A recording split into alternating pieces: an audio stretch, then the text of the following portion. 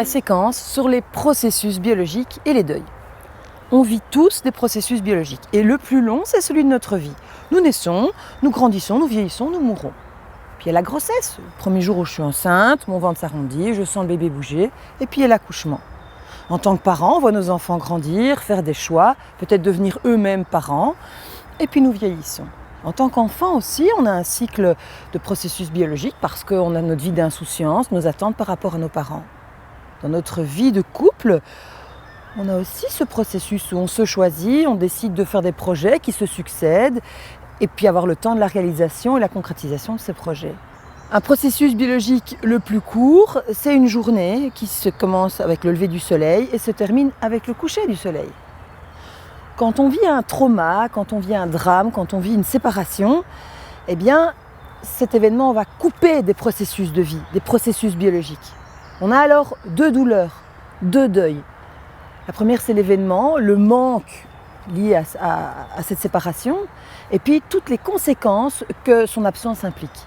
En cas de divorce, on a deux blessures. La première, c'est la douleur de l'absence de la personne, de se dire qu'on l'a aimée, qu'on s'est investi avec elle, qu'on espérait un long chemin et ce n'est pas le cas.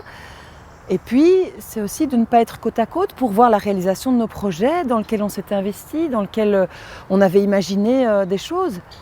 On avait des passions communes, avec qui est-ce que je vais les partager ? Si on avait des habitudes, comment est-ce que je vais pouvoir les faire exister maintenant dans ma nouvelle vie ?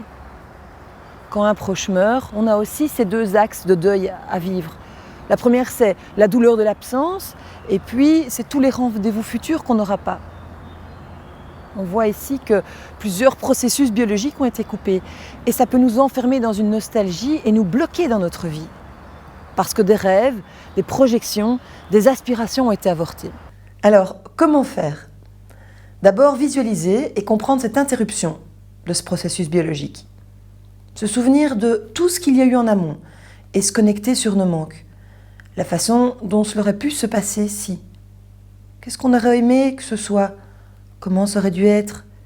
Qu'est-ce qu'on aurait voulu ? Vivre ces manques-là, ces émotions. Nos manques peuvent être remplacés par l'acceptation qu'il y a des voies interrompues.